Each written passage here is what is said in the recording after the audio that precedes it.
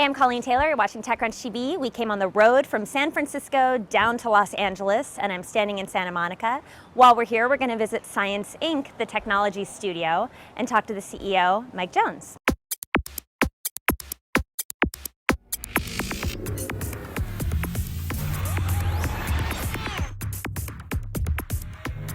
So we've reported a lot on science at TechCrunch, but it's nice to finally be here in Santa Monica. Yeah.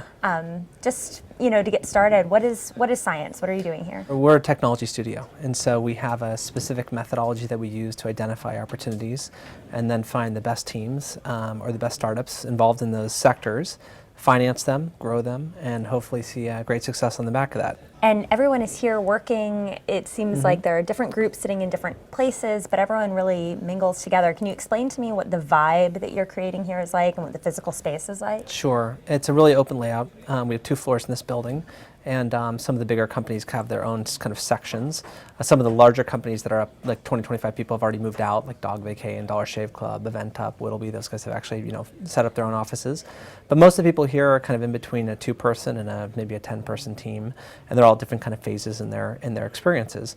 And because we focus specifically on kind of marketing technologies, marketplaces, and the development of commerce brands, there's a lot of interchange and knowledge that goes between those groups. So as one team learns something, hopefully they share those tactics with another team, and they find good ways to grow with each other. And how do you select these companies that come into the studio? What's that process like? Well, we do it a few ways. We're always in the market talking to people, so most deals that get done in LA, hopefully we get a view into. We see a lot of deals in San Francisco as well. Second to that, we also have a thesis that we follow in regards to areas that we're really interested in, and we have really, really great people in kind of analysis that think about different sectors that we want to go involved in. And in that case, we then seek out companies. So we both have people coming in, and then we also have people that we're reaching out to directly. Okay. And how do people get to the phase then when it's time for them to move out? Like you mentioned Dog Vacay and these other companies. When do they get too big for science? Well, I think it's probably 2 pieces. Eventually the place explodes and we just have too much stuff to deal with, and so people have to move out because we run out of space. But I think there's also a point where the company's really ready to create their own culture, and having that team have their own space and really develop their own thesis is really, really important. But typically it's a matter of size. And what's a meeting with you like? If I were a CEO and wanted to come and try and be part of science and try and get you invested and involved, what are some do's and don'ts? Sure. That's a good question. Well, listen, I think I roll through a lot of meetings and I meet a lot of people, and typically I'm looking to kind of really get to the core of a concept really quick, really understand the team, and then seeing how they also kind of get along with my broader team, right? So I think if you're going to come in and talk to us, like we want a really fast way to understand your idea. Hopefully we understand why you're so incredibly passionate about that concept, why you're the best person to go after that. There are certain characteristics we look for in your background and your kind of knowledge set. And then, hopefully you compel us to get us involved.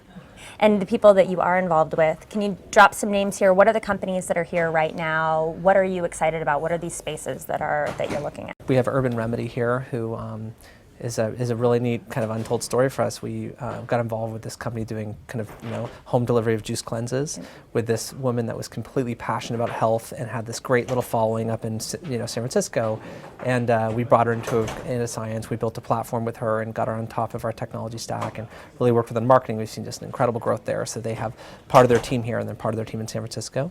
The Incubator team's here, which is a really big team for us now, and they've been around and they are at good scale, and they still have stayed here, which has been really neat, and they're doing fantastic. Now, a few years ago, Los Angeles became sort of at the forefront of this big trend in subscription e-commerce. Yeah. And it seems lately there's been a little bit of weakness in that section. What's your outlook on that?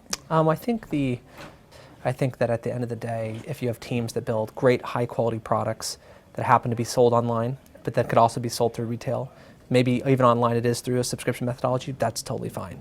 I think the concept of just thinking that subscription or that some specific sales tactic is enough to carry the weight of a mediocre product is just incorrect. In Science's case, we try to pair ourselves now with best of breed, product manufacturers or brand builders or artisans that really kind of think about what they want to build and the experience they want to have with those consumers. And when we find great people in that space and we pair them with our tactics and how we know how to grow things, it works really, really well. What is the Los Angeles tech scene like? Tell me about where it's at today in 2013, how it's grown over the past few years. Sure. I mean, I moved to LA in probably '97, right when I graduated from college, and at that point, you know, the tech scene was kind of hard to find. I think now, you know, generally it's created this gravity all around the Santa Monica region. So there's a lot happening in Santa Monica. Maybe inside Culver City, you see a lot of the YouTube startups. There's a lot of meetups, as you'd expect. I think just like in San Francisco, there's battling over engineering talent, but there's battling over engineering talent everywhere. And I think also the difference between now and maybe even like 10 or 15 years ago is that you've got quite a few companies that are on the forefront of consumers' minds, like Snapchat, for instance, right, where you have a lot of adoption, you have a lot of excitement around it, where they're probably going to have really big valuations and hopefully great large outcomes that we can get excited about. And so I can point my finger at a few businesses that I'm like, those are all, you know, potential billion-dollar companies. And I think that LA's always had a few of those, but having a bunch of them that looks like they're in developer right now is pretty exciting for us. Cool. What is something that you would love to see pitched to you that hasn't come through, but if someone could figure out this one problem, you would fund them right away and bring them into science? Gosh, that's a a tough really question. good question. You know, we spend a lot of time now thinking about mobile technologies.